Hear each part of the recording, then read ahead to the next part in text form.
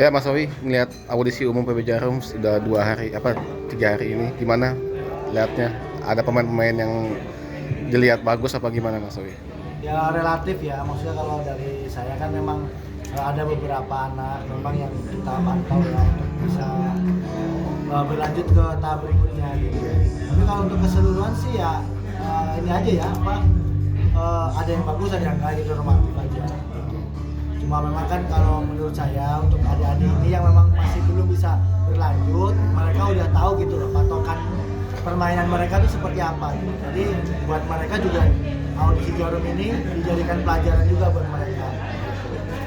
Kalau sejauh ini sih ya kalau untuk yang pemain-pemain yang memang kita lihat kita pantau bagus ya memang banyak juga gitu. Tapi kalau Mas Owi kalau melihat perbedaan dari zamannya Mas Owi gitu sama anak-anak sekarang gitu, yang paling terasa gitu kalau melihat di lapangan penampilan sama dari mereka tuh apa sih Mas Owi? Ada yang paling kelihatan gitu perbedaan dari pemain zamannya Mas Owi sama sekarang? Ya, kalau sekarang pemainnya pasti banyak lebih maju lah Mas. Zaman sekarang anak-anak kecil-kecil itu bisa nyeker-nyeker, nggak bisa dipu-dipu mainnya gitu. Nah, kayak zaman kita dulu kan masih monoton apa yang maksud saya permainan bulu tangkis ini banyak meningkat gitu Mas.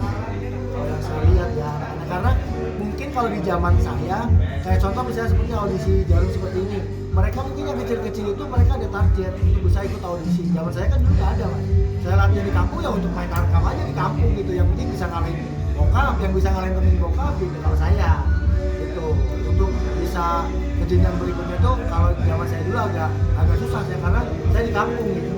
Nah kalau sekarang kan kayak ada audisi Jarum seperti ini kan gampang mereka.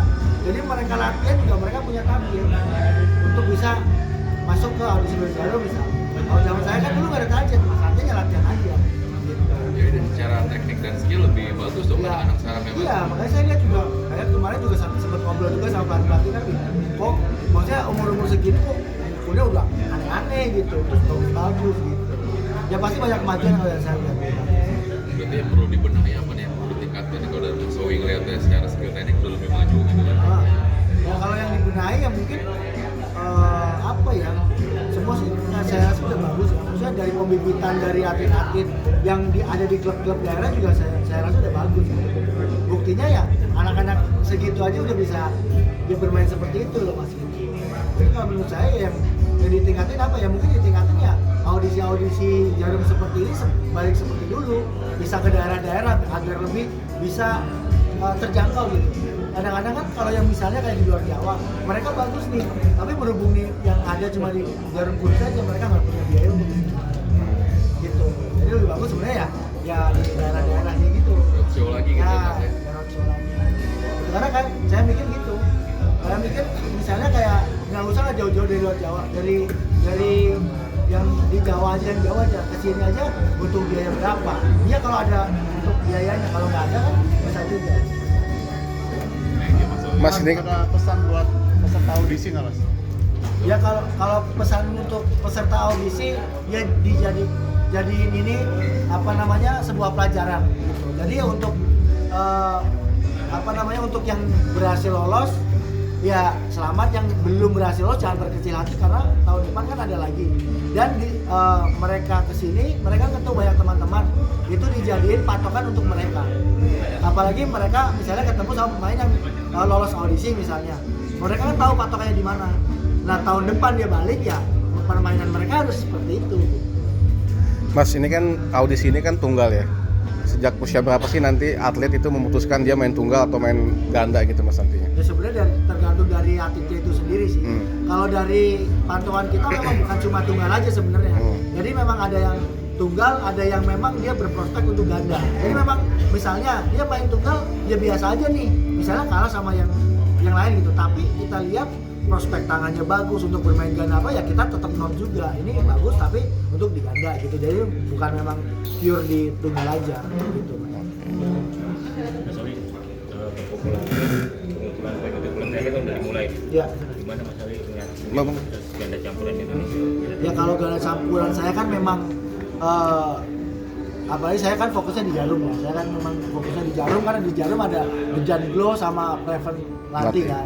Ya kalau saya berpegang ngasih petua ke mereka ya mereka bersaing yang sehat, jangan mau kalah satu sama lain. Ya gitu. Jadi kan memang kalau misalnya peringkat 1 sampai 8 itu kan memang diambil 2. Kalau nggak ada 1 sampai 8 kan diambil 1. Ya mereka harus bersaing gitu. Dan menurut saya ganda campuran kita itu hampir-hampir berimbang nih. Nggak menutup kemungkinan siapa yang untuk bisa melaju ke Olimpik menurut saya masih 50-50 semua. Jadi semua itu ada kesempatan. Gitu. Kalau peta persaingan sekarang di ganda campuran, Ya kalau peta persaingan ya nggak bisa dipungkiri ya, Cina memang masih kuat lah, Cina ya, Cina, Jepang ya.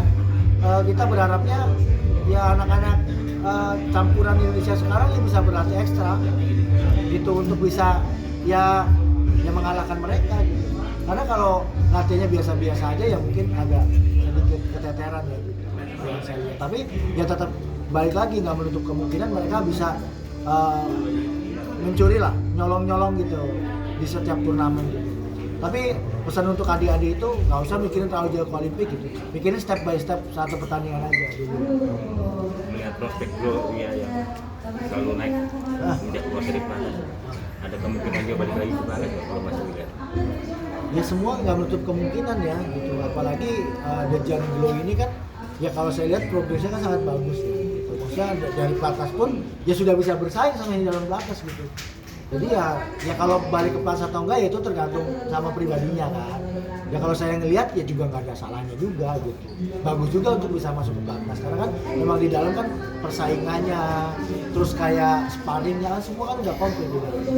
Mungkin nggak sih dipanggil dua-duanya atau hanya Gloria aja, Dejannya enggak? Ya kalau menurut saya ya mereka harus dua-duanya. Kalau satu aja cari partner lagi ya untuk mencari poin lagi susah lagi. Iya. Kalau saya. Mas selain badminton aktivitasnya apa nih Mas? Saya mengaji. Ngaji, sholat. Motor? Ya, aktivitas masih tetap di dunia badminton, apalagi sekarang kan saya lagi bangun gor badminton kan di daerah BSD yang memang untuk komersil gitu. Jadi ya saya sibuk masih di dunia badminton aja mas sebenarnya. Motor gimana? Motor. Kalau Trail. motor udah ya lebih banyak sekarang kan, maksudnya kan kemarin saya pensiun itu kan karena pengen dekat sama keluarga. Oh, oke. Jadi kalau saya sekarang waktunya saya kosong ya saya buat antar anak istri aja gitu. Maksudnya antar anak sekolah jemput gitu. Di luar kalau ada jadwal eksibisi atau badminton dan lain-lain. Bisnis? Bisnis ya itu. Gor jarang juga. Gitu gor. Sama lagi ada bangun tempat makan juga. Kalau karaoke, pas karaoke. Hah? Pas karaoke katanya. Enggak lah. Wi, ini kan udah dari minggu ya ke sini. Ada kira-kira beberapa orang nggak dalam pantauanmu yang kira-kira layak gitu untuk dapat golden ticket? Ya kalau sekarang ada beberapa. Ada beberapa. Cuma kan kita lihat dulu mas. Maksudnya kan kemarin kan gini. Saya ngeliat di babak awalnya kan dia bagus nih. Nah untuk babak berikutnya kan ada yang lebih bagus gitu. Jadi saya belum bisa ambil keputusan dulu. Jadi kayak kemarin kan 124 nih. Kita ngeliat bagus misalnya dia kalah nih. Gitu. Jadi saya mau ngeliat di 4 dulu gitu. Di 4-3-2 dulu karena kan 4-3-2 ini kan belum diseleksi yang bagus gitu. Tapi ada juga yang misalnya kalah untuk masuk babak berikutnya ada juga. Tapi kalau untuk sekarang kalau saya masih belum. Kalau saya masih yang saya incer tuh yang masih menang-menang gitu loh. Jadi misalnya dia bagus nih, main yang menang gitu. Memang sewajarnya kalau main yang menang, tapi memang kemarin ada yang terakhir itu kemarin sidit 2-nya itu kemarin kan mainnya rame-rame tuh. Dan itu menurut saya bagus semua. Meskipun kalah masih bisa dipertimbangkan. Ya itu menurut saya ya masih bisa dipertimbangkan. Mas Owi, mungkin seberapa yakin dari peserta ini yang nanti kedepannya bakal jadi profesional? Ya kan sekarang juga masih udah banyak contohnya kan yang ikut audisi terus yang memang udah di pelatnas kan. Ya kalau saya sih yakin gitu dengan dengan bibit-bibit yang ada ini. Tinggal pelatihnya nanti mengolahnya bagaimana. Gitu kalau untuk modal saya yakin ada beberapa yang dia udah punya postur bagus, pukulan bagus. Maksudnya cara mainnya aja nih memang harus dibenerin gitu. Dan memang harus dimatangin lagi.